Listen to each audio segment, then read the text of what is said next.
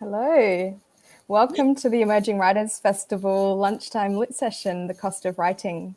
Before I introduce this session, I want to acknowledge the privilege of broadcasting from the lands of the Wiradjuri people of the Kulin Nation and pay my respects to elders past, present and emerging. I want to acknowledge those First Nations artists who join us here today as well, who are part of what Alison Whittaker has aptly called the Renaissance in First Nations literature.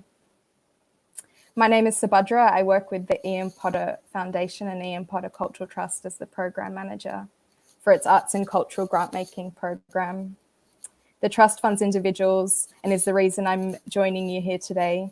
The trust, after 25 years, continues to dedicate around $500,000 to emerging artists across art forms for international career development opportunities. And even through a pandemic, we continue.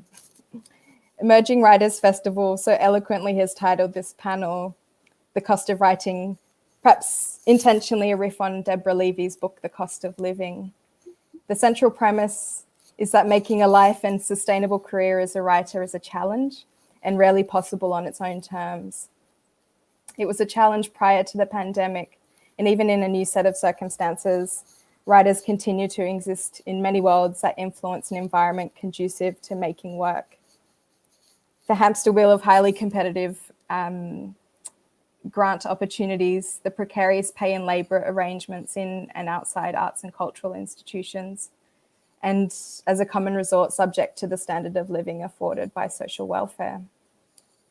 Before we launch into this conversation, I'll get my two very impressive panellists to introduce themselves as we go on to think through some of these scenarios and offer strategies for keeping afloat. We're going to talk for about 30 minutes before we open up for questions in the last 10. And I'll mention that you can ask questions through Twitter using the hashtag EWF20. I'm going to hand over to one of my co-panelists, Leah, first to introduce herself and talk a little bit about her work. Hi, I'd also like to acknowledge that I'm seated on the lands of the Wurundjeri and Bunurong people of the Kulin Nation. This land was stolen and never ceded. And just to pay my respects to our elders past, present and emerging, and to ask any non-Black viewers to just consider your body in the space within which you are seated. I am the editor of Liminal magazine, a space for the interrogation of the Asian Australian experience. We've been running since 2017 and since then have received a couple of grants, which is why I think I'm here. I'm also a PhD student at the University of Melbourne. Sorry, my dishwasher. And I'm a practicing artist, whatever that means. Great, and you, Marty, and just you're on mute as well. Hi everyone, I would also like to acknowledge we're on the unceded lands of the Wurundjeri people of the Kulin Nation. My name is Marty OConnor. I'm a lapsed writer who still feels close enough to it to feel a degree of writerly self-hate at that. I used to work full-time as an editor, so I used to write fiction and literary non-fiction, but I worked as an editor always of fiction. So for a mostly political magazine, for a university in academic publishing, for a travel publisher that now no longer exists, it was Lonely Planet, and more recently in Canada for a power company and for Thomson Reuters legal publishing division.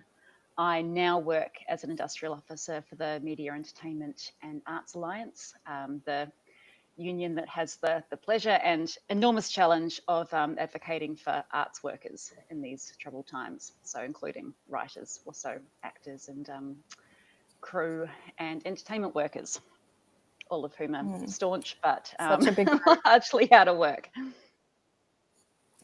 So in thinking through this panel, I was wanting to start it a little bit less constructively than was promised at the outset, because I'm interested perhaps in the uncertainty around COVID and the mental arithmetic I think artists might be making about their future practice, and ask you, Marty, about how you chose to pause your career in publishing and writing, and what that decision-making process looked like for you. Look, to be honest, it was fairly combustible at the end after trying to agitate a little within my workplace. I thought editors were very, very badly paid, also compared to the rest of the business. It's no surprise that editors are almost predominantly female identifying, and often from, not always, but often from white middle class backgrounds, often in roles where, or often supported by, I certainly was at the time with a tradie partner who made a lot more than I did. So you're not really earning quite enough. That wasn't really my aim going into publishing. I thought it would be the kind of thing I could work part-time in and have enough to support myself as a creative writer on the side. A bit of a crisis point for me came when my partner ended up out of work because he injured himself, and we were suddenly subsisting on only my income, which was little above the minimum wage, and it was clear to me that wasn't quite enough. After Lonely Planet affected a huge swath of redundancies that led to editors taking on even more work with the same amount of pay, I ended up quitting, and I did the kind of email bomb exit where I put very strong opinions in writing to HR and then CC'd in the entire business. And that did lead at the time to a bit of a rethink among management there about what people were being paid, and the rest of the editors started to agitate a little. And then the business was sold by the BBC to the Kentuckian tobacco billionaire, and that kind of stymied everything, and the central office was moved from Melbourne. So that was the end of me in publishing for that point. And I went on to study law. I did work in publishing when I was in North America, because the industry is a bit more robust there. But then, when I came back, the idea of working for a union and being a bit more part of a change in how publishing staff and writers assess their work life and to try and collectivize people was appealing. So that's where I am now. Obviously, this was all stymied quite a bit by COVID, but publishing houses have unionized to great success since then. So it can, people can rally. I think with writers, again, it's harder entirely because people are atomized, and it's even more competitive. Sorry, that was a bit discursive, but did that get to what you were asking, Subhadra? I think so, yes. And I think there's so many questions that come off that. But I think one of them is around, I mean, you decided to shift the alignment of your practice, but I guess lots of artists work across so many different roles. And one of them is kind of in the arts worker space, and then the other one is as an artist. And you made one choice about where you were going to go, and you kind of reskilled. But I'm interested, Leah, because you work on Liminal and you see the kind of career portfolios that artists have. How does that work? And does it? In the people that you kind of, whose practice you see? I think, arts workers and arts practitioners are often very different roles, really. And it's interesting because many of them cross over into the other, which makes applying for grants always much easier if you have an arts worker on your side. But generally, I know of very few people who simply freelance and who can simply subsist as an artist. And I wonder if, aside from the general issue of capitalism, if like the work we do, aside from like if it is paid well, if it is easy to do the work we do and just subsist on that, essentially I'm just thinking like in terms of I like to have a break. I like to have a break from this constant anti-racist action that I'm doing because it is exhausting but very gratifying. So as part of my arts practice is being like a portrait photographer, and often to people I don't know, and that can just be a real joy for just a small pause. Supporting my practice, if that makes sense. So you kind of patch in different kinds of work. Some of them bring you joy, some of them are part of the kind of challenge of being an artist and doing that work, and choosing to be in a space through Liminal that you describe as anti-racist work. I guess that's it. Sorry. Oh no, it's just interesting. One of my good friends, Robert Wood, he's a producer at the Centre for Stories. He treats writing as a trade, and he's one of the very few people I know who does. So he works from 9 till 5 and he clocks off, and whenever I commission him, he gets it in on time. And it's like a very impressive way to be. But I don't know if everyone can be that person. I would like to be, but I'm not sure if it. And I guess in terms of treating it like a trade, I mean, part of the work that you do, Marty, at the MEAA is advocating for people whose rights are in the arts and their work rights. Do you, in your work, do you feel like you represent those that work in arts organisations in the same capacity as individual artists and freelancers?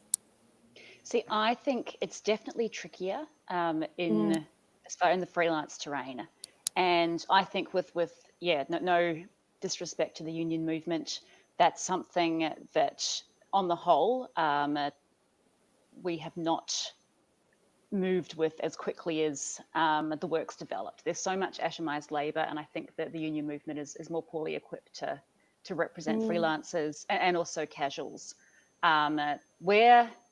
This is what, and considering this is the trend these days, it's a lot. It's going to be a lot harder, I think, but that should absolutely be a huge priority, particularly also given that so many major publications are shedding staff. There are mass redundancies at the moment. Youth employers like BuzzFeed and Vice are shutting down. There are a huge amount of writers, particularly, who are going to be almost exclusively working freelance. And they should absolutely be able to collectively mobilize, because the theory remains the same. That's really the only thing that can work as far as advocacy goes. But I think I think that's a huge challenge for the union movement, that it isn't quite across yet. But and why? I guess I was going to ask a follow-up question about that. Why is it that they haven't been as well across that? Is it because there's not a lot of understanding about what the sector looks like in terms of its work structures? I'm not sure, to be honest. I think there can be a bit of a lag naturally. A lot of this involves, I think, a collective spirit among independent workers too. People should probably know that there's a union. They should know unions represent them. And it gets a bit sort of chicken and egg as well. But I think, having a change in outreach, but also a change in consciousness among workers who work individually, but should still, work to collectivize. Sorry, that was kind of rambling and unhelpful, but I just think that should probably, I reckon, the next year we'll see quite an evolution here. There have been some, more collective successes that the Writing Guild of Eastern America, it's a terrible acronym, have in New York State. There have been some great initiatives there. So with even, this seems like a low bar to clear, but it's still a challenge here. So the New York State Act, I think it's called, whereby freelancers now get paid upon delivery of a piece, not say a year later when it's published. And that's, that considering if people are living on this sort of work, or even if it's supplementing a more regular income, that's crucial. something like, and say superannuation going to freelancers. Technically it should, but there's not a lot of awareness about it. And it would take a fair bit of collective mobilization for people to access what they are essentially entitled to. And in your writing communities, Leah, do you hear your fellow writers, fellow artists talking about that, I guess, ways to constructively address that precarity of work in terms of being a freelancer? Definitely. I mean, I think something that Marty said before, where was it? Oh, like, to be a writer is to kind of exist in this atomized community. And it is... They kind of seem like an oxymoron. Truly. But it is to be atomized. It is to do all the thinking work alone. To be a writer is to be very much alone, and all of the work you do is often at your house, or like, well, definitely at the moment at your house, but like in an office, at a desk. So I think the actual structure of just being a writer is one that is very lonely. So to like bring in the concept of collectivization is quite interesting, and I think really important. And I have a half-formed thought in my head this morning that I saw an Instagram post where it just linked capitalism and racism really nicely. And I wonder if our current situation is due to this like colonial construct, and it is a construct of meritocracy where we're kind of pitted against each other to create the best work, when obviously that's not how society runs. So there's like clear structural issues with kind of what it means to be an artist, what it means to like create work in a very atomized way, why we should actually be heading towards a collectivized kind of movement where we should be creating community. And I'm like quite interested in like that movement forward. And that's essentially what we're kind of trying to do with Liminal. So when someone is interviewed as a subject, often if they are a writer, we'll ask them back and we'll ask them to pitch to us, or we'll find someone who's like quite interesting and ask someone who was a subject to then interview another. And kind of through this, we create this network of opportunity and thus community. So we end up seeing these people we've met once, then again and again in events, and it's just so beautiful. And I'm like, in some sense, very sad that I had to create it for myself. Because I really am just very tired. It was created by someone else, but in this moment, especially, we just have to be really conscious of what the structures, how the structures work, and how we would like them to work. And conversations like these are really interesting and important, because then we can talk more about what these structures which all the artists should look like. Also, Leah, I mean, as daunting and exhausting as it may be, I'm sure you are cultivating the writers and leaders of the future communities too, you know, particularly among women of colour. So don't don't let the exhaustion get to you. People will be noticing. I love it so much. It's just sometimes it's just annoying that we have to do the work and that the work isn't already done. But obviously it's a joy to meet all these incredible people and see them go out into the world and create great work and create change. Yeah.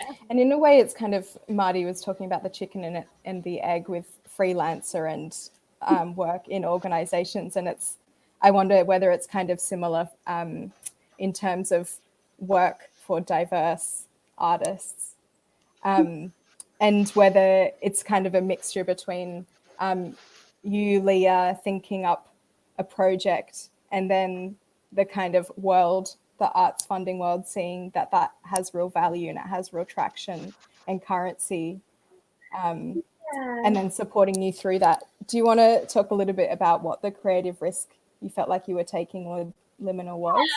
course. So I started Liminal in the very end of 2016, and we launched in 2017. And I had come back from my master's in London, and I was completely broke. I had, I think, $40 to my name. So I moved in with my parents, and got a job as a receptionist, and just was incredibly bored. And I just wanted to do something because it felt like I had these skills, and I had the privilege of a higher education, and I just wanted to figure out how to use those things and create something. So in 2017, I spent a lot of the money I made as a receptionist just to get this project off the ground, and I didn't really. I think because the arts in Australia are generally hostile to people of colour, and it's getting better, and we have incredible organisations like Peril and like Jed, and Folk Magazine. There's like a huge list now, but at that time it was incredibly hostile. So I didn't actually think Liminal would go anywhere. I was just really enjoying the conversations I was having, and I was used to sharing photographs with people. And so it kind of became like that. And I ended up supporting the magazine for the first full year and doing all the photos free. And like, it was a bit wild now that I think of it, but it just felt like I had to do it. And then at the end of that year, we got our first grant. So we had some people just take a real risk on us. And the first people who did that were Signal Young Creatives, and they're just behind Flinders Street Station, and they support young people, essentially people under the age of 25. And I slid in there for their Young Creatives Lab, and it changed my life. So they just took a chance on someone who had been in the arts for maybe a few months, like 2 or 3 months, and was just trying to do something. And they showed me how to write like a budget, how to produce a poetry night, which we've like mapped that onto our subsequent nights, and events, and just kind of brought me into the fold and showed me how to be a producer. And without these people, I don't know where I would be. So like the arts, as much as like it is me just talking, it's like I've been supported by people who just took a chance and saw something in what I was trying to do. So I guess in saying that, that's what I try to incorporate in my practice, is seeing young artists, seeing what they're trying to do and seeing how we can get them there. In the small ways that I can, as like a 28-year-old PhD student. Sorry, I went on for too long.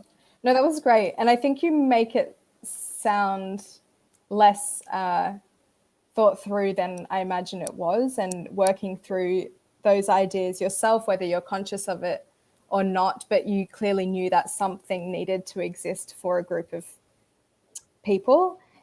And I wonder now that you've kind of got through that, I mean, you're into year 4. That you've got through that phase of kind of establishing it, kind of understanding who your cohort are, understanding where and the appetite for funding the work you're doing, how you go about now thinking and contemplating how to continue that platform in a way that's viable for you and then also for your contributors. Yeah. So we pay our editors, which is wonderful, and our photographers and our writers. So it's a dream. I make sure every time we put in for a grant to portion that towards our team, because this is work and it should be paid. Of course, I always do more than I should, but it's not a perfect world yet. So yeah, we generally, we're really lucky at the moment. I think we received a 2-year grant last year from Creative Victoria, which puts the pressure off us to develop grant material and instead just develop the work we want to, which is a joy. And it also, just gives us a lot of time to think about what we want to create and who we want to work with, rather than just like quickly rushing into things. So that's interesting. But it is quite a weird time right now where we did receive incredible COVID responses from our arts funders, like not Liminal, just us in general. But I'm just like interested to see what will happen with other grant rounds. And that's scary, I think, for many artists. Like, what is going to happen in this moment where even when you're like support, say like if I were to teach at the university, all of the university is a whole other issue. Yeah, we'll get to it. Yes, we will. It's just interesting. Yeah, someone please say yeah. Yeah. No, I think do you want to respond, Marty, or shall I ask another question about? I mean, I only had and it's, I mean, obviously an endless credit to you that you were able to get a rolling series of grants, Leah, but I mean, I wonder how long post-COVID we'll see kind of recession-esque ripples where there are just simply fewer grants available even to the deserving. Just to add another degree of difficulty to what's already a very challenging terrain. But I mean, yeah, that's something I think if I were in your position with it, that huge amount of financial as well as artistic responsibility, I'd be also keeping in mind, as no doubt you are. Yeah, that's all I had to add. I think it's a quite interesting time kind of looking out at who is doing what in the funding world from a kind of philanthropic perspective, because I mean, I can understand that uncertainty about grants rounds closing with Australia Council and that kind of being rolled up into one ball that's kind of going back out to the sector and in a really responsive way. But I think I've been really buoyed by the kind of refocusing on artists in that kind of immediate funding tranche. Do you feel optimistic about it in that sense, Leah or Marty? That there's a responsiveness to artists? Oh, I mean, it was so incredible. It was like, this horrible thing has happened. Everyone's lost all their jobs, and people came out and were like, okay, here's some money. And I really appreciated Australia's Council, what it was, like Survive, Adapt, Create. That was great, and allowed people... You don't have to say that answer. I know, legitimately. Like, it allowed people to, in different spaces where they had either lost money, didn't have the energy to create anything, or people who wanted to create something but wouldn't be able to use the future funding rounds they were applying for. So I thought that was really interesting, and like, it's embargoed. I can't talk any more about that. But but I think I'm just someone who's always looking forward and trying to future-proof a project like Liminal, which is based around like anti-racist action and supporting people of color who are traditionally not supported. How do you future-proof something like that, which is actively working against institutionalized racism? I don't know. And I would like to know, and it's so exhausting being in such a precarious position. Even though we have received a grant for this and next year, what happens the year after that? And like, will we have to figure out a way to monetize this thing, which I kind of want to keep a really low bar to access, because like one of the problems with the arts is it is for those middle upper class, very lucky white Australians. How do we make sure that the things we create are getting to the people who need them? I think there's sustaining Liminal as a platform, and then kind of before we were talking about that arts worker, artist kind of differential in a way that artists have tended to support their practice to allow them to do other things, is to work in the research and education sector. And you kind of mentioned before about universities and in Australia Council Commission report making art work, a kind of longitudinal report that looks at the changes in artists income and kind of position over a longer period of time. One of the big jumps between 2009 and 2016 was where artists were applying their skills to earn income, and that was in education. I think it was, I can't remember the exact percentage, but I guess in the uncertainty of what's happening now, that will be another kind of place that artists who work in education will have to think about the future of their work, given that universities are in the position they're in. How do you think that's going to shift in the coming period, the effects that will have on writers' practice? In there's an economic sense, and then also outside of that. Marty, please.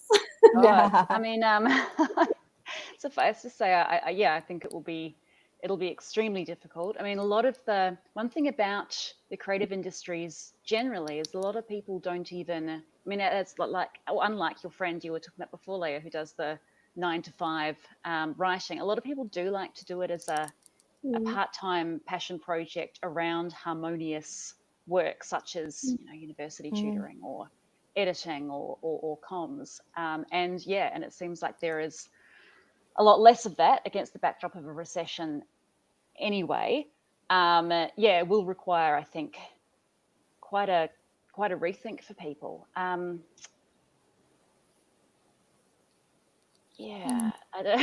don't know what that would involve necessarily. I know that, I mean, what work I've done to supplement creative work was anything from bar work, which pays about the same as working for a publisher, but you also get food, and corporate comms, which actually pays really well. So I suppose, I mean, advice I've always had for writers or anyone working in writing and editing: if you have an entire a different discipline that you've concentrated in, that can be incredibly to your favor. Say a writer who also has a science background can suddenly actually be quite valuable in the area of say nonfiction science writing. If you've got any form of a law background, you're probably familiar with the Australian Guide to Legal Citation, which is a book about that thick, and you can work on legal writing. STEM areas or economics. There are actually a lot of careers that, when fused with writerly skills, can really supplement someone's creativity. And I don't know, I mean, as someone who wrote fiction, I always enjoyed working with nonfiction as well. I suppose these are options beyond the university sector and publishing industries. I don't know if that's entirely a solution, but I don't know. I'd always encourage people to take lateral career paths if they're writing. I know that photography is the thing that actually subsidizes most of which is nice to have a trade that is still an art form, I guess. Yeah, I think the university sector is a whole other conversation, especially with the news that came out on Friday. I don't think we have time for that. Just talking to my fellow PhD students, it's been incredibly depressing for people who genuinely just want to be academics, like not even artists who also dip into academia, just straight academics. There's been some really horrific Twitter threads about people who have published and have won awards and just cannot get interviews. And it really feels at this moment that it's not publish or perish, it's just perish. And I would like to be proven wrong. Someone please prove me wrong. I suppose another thing I'd like to see is more, I guess, of an emergence of low cost, no profit writing that people can still keep doing. And obviously, you have to be in the privileged enough position of having a ready source of income coming in, so you don't starve and die and can pay rent. But I mean, while it's a lot more difficult to in many ways be hired in a bricks and mortar writerly industry. There's, the ascendancy of the digital age and podcasting and collaborative groups does mean we might see more of a renaissance of that. I really liked, and I was never involved in comics or zines, but do you remember when that had a real, it feels like about 10 years ago, was that the zines era, but really low cost publishing in an industry in which people were very supportive of each other. I'd like to see that with writing as well.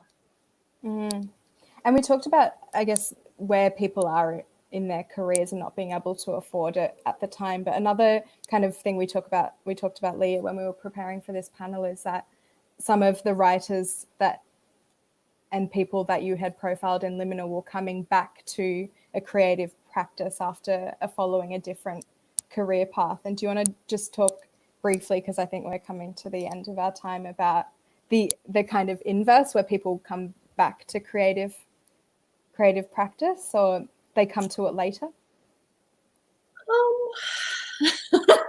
I feel so ill-equipped. I feel too young.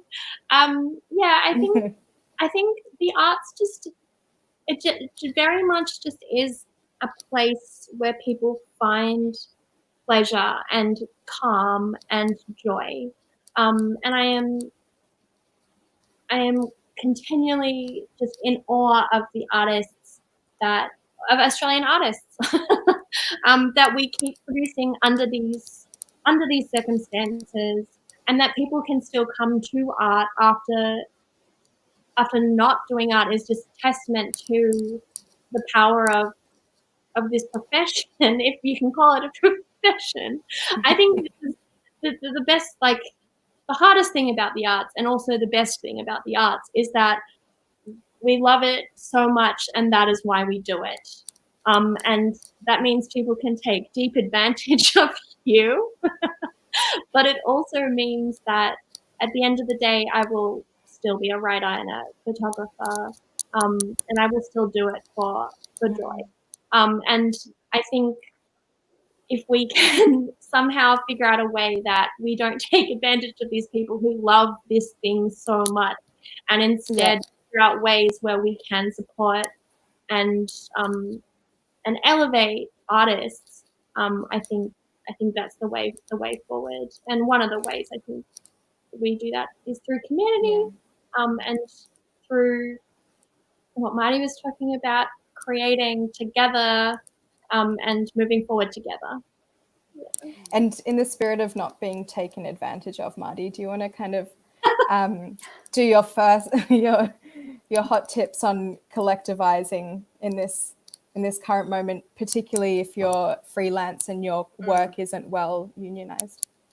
Sure. I mean, for one, join a union, join a guild, join Writers Victoria. I think that's still their name, Editors Victoria, or the Writers Guild, or the MEAA. Join a writing group. Reach out, build a community. Don't undercut. Consider that if you're being published, you are in a very competitive environment, and you're clearly at the top of your game, so you can back yourself a fair bit. And that's one of the keys to collectivism. Back yourselves collectively.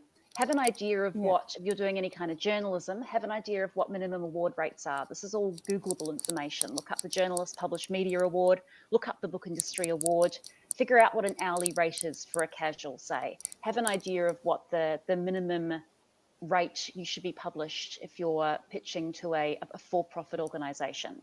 My view is that it should be at least $31 an hour and at least $250 for a short article for a for-publish organisation, and these are based on my estimates of award rates. I know it's tricky as it pertains to freelancers, but you can, there's no limit to you collectivizing. What else? Back yourself, promote yourself. I know writers are not axiomatically good at this, but network. If you can't back yourself, then you'll meet friends and comrades and supportive people who can. Front up to the launches, do a bit of a schmooze. I've actually been published by people who rejected stuff I'd previously published because then they met me and then friends endorsed me. I don't know. It's a weird, and I'm very socially awkward and I'm terrible at networking, but you just And do it. the other part is we live in a democracy. What does advocacy look like to you in terms of our representative, I guess, your local member or your state MP or arts ministers? Do you think in those terms? Leah, have you kind of worked in that way in advocating for what you do and what Liminal does? I really should do more.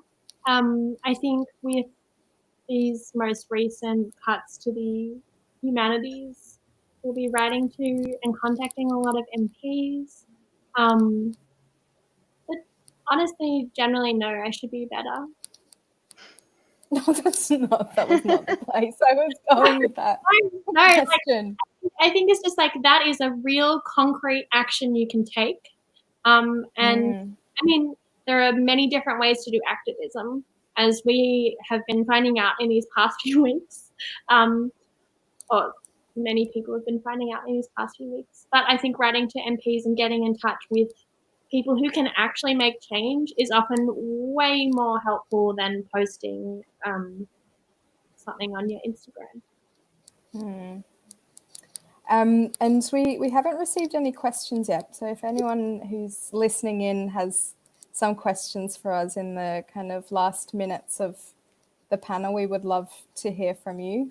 And I guess as we move towards the end, the other kind of thing that I found quite interesting is looking across art forms and seeing what other people are doing in other fields, because I know the peak body for the visual arts, NAVA, has launched an advocacy kind of series of workshops that are quite interesting. So people might want to have a look at those because they've all been put online.